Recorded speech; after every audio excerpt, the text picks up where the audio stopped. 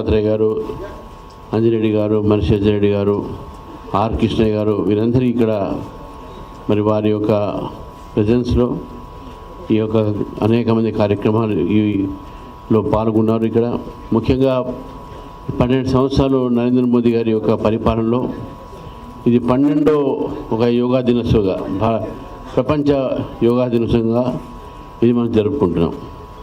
మరి ఈ టీంలో ఉన్నటువంటి ఒక వీరేంద్ర గౌడ్ గారు, భరత్ ప్రసాద్ గారు, రమణి గారు, మరి చాలామంది ఉన్నారు ఈ యొక్క టీంలో పనిచేస్తూ ఉన్నారు. ముఖ్యంగా వారికి నేను ప్రత్యేకమైన అభినందనలు చెప్తున్నాను.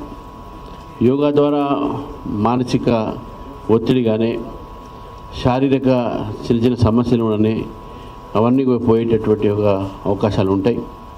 ముఖ్యంగా ఈరోజు ఒక అందరం కూడా మనం చాలా స్ట్రెస్డ్ లైఫ్లో ఉన్నాం. మనం యోగా ఒక యాంటీ డిప్రెషన్ యాక్టివిటీ. ఇది యోగా చేసిన వారికి చాలా వరకు డిప్రెషన్ తక్కువ ఉంటాయి. కాబట్టి ముఖ్యంగా యువకులు, విద్యార్థులు యోగా అభ్యాసాలు చేస్తే తప్పకుండా వారి యొక్క జీవితంలో మార్పు ఉంటుంది. వారు సంతోషంగా, సుఖంగా ఉండేటటువంటి అవకాశాలు ఉంటాయి. మనం చూస్తూ ఉన్నాం ఈరోజు స్కూల్స్లో, కాలేజెస్లో, అదేవిధంగా మన ఒక నిత్య జీవితంలో మనం ఒత్తిడికి గురై అనేక ట్యాబ్లెట్స్ అవి వాడికి వాడుతూ ఉన్నాం. వాటన్నిటికన్నా ఈ యోగా అనేది బెస్ట్ మెడిసిన్ అనేది మనం గుర్తుంచుకోవాలి.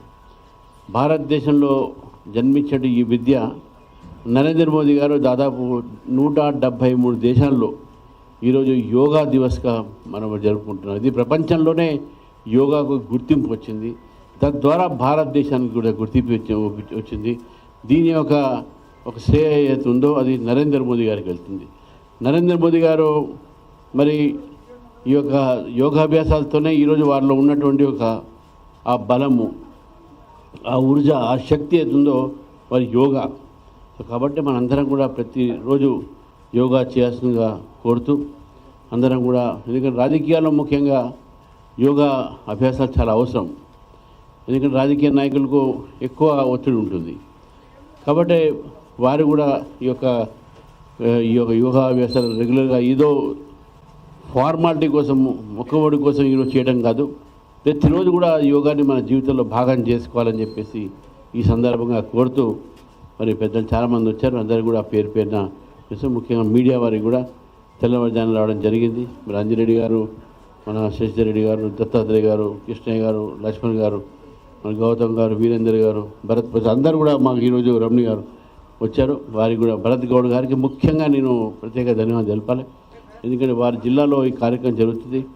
జిల్లా అధ్యక్షుడిగా గత ఎన్నో రోజులుగా ఈ కార్యక్రమాన్ని చాలా బ్రహ్మాండంగా చేద్దామనే ఆలోచన ఉండే. కానీ వరుణ దేవుడు, అది కూడా సంతోషం, ఈరోజు వరుణ దేవుడు మన మీద కరుణిస్తున్నాడు.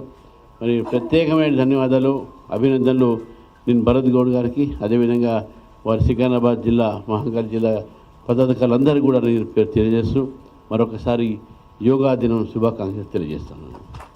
ధన్యవాదాలు సార్. హెల్తీ ఏజింగ్ అనేసి మనకి 2026 యోగా థీమ్ ఉంది. దీని గురించి మాట్లాడాల్సిందిగా మన ముఖ్య అతిథిగా విచ్చేసిన రాజ్యసభ సభ్యులు లక్ష్మణ్ గారిని కోరుకుంటున్నాం. అంతర్జాతీయ యోగా దినోత్సవ శుభాకాంక్షలు తెలియజేస్తూ, దేశవ్యాప్తంగా కులాలకు, మతాలకు, ప్రాంతాలకు అతీతంగా మన ప్రధానమంత్రి నరేంద్ర మోడీ గారి పిలుపు మేరకు యోగా విన్యాసాలు భారతదేశానికే పరిమితం కాకుండా ప్రపంచవ్యాప్తంగా కూడా దాదాపు 200 పై దేశాలు యోగాను అభ్యసిస్తున్నారంటే ఈ ప్రాచీన కళ విన్యాసము వేల సంవత్సరాల క్రితము మన ఋషులు, మునులు కనిపెట్టినటువంటి ఈ యోగా అభ్యాసాన్ని ప్రపంచానికే పరిచయం చేసినటువంటి మన ప్రధానమంత్రి నరేంద్ర మోడీ గారు నిజంగా మహనీయులు. ఒక పాశ్చాత్యక నాగరికత మోజులో పడి మన ఆహారపు అలవాట్లు, ఒక యాంత్రిక జీవితానికి అలవాటు పడి అనేక రకాలైన ఒత్తిడులకు లోనవుతున్నటువంటి ప్రస్తుత పరిస్థితిలో మనస్సును, శరీరాన్ని మిళితం చేసి మానసిక ఉల్లాసము, శారీరకమైన ఉత్తేజము యోగా విన్యాసం ద్వారా మనిషికి ఇవాళ మరి ఎంతో ఆరోగ్యంగా ఇవాళ భావిస్తూ మళ్ళీ మన సాంప్రదాయపరమైనటువంటి ఆహారపు అలవాట్లకు యోగా విన్యాసానికి మరి నరేంద్ర మోడీ గారు అది పరిచయం చేయడమే కాకుండా వ్యక్తిగా మనం ఆరోగ్యంగా ఉంటే సమాజం ఆరోగ్యంగా ఉంటుంది, సమాజం మొత్తం కూడా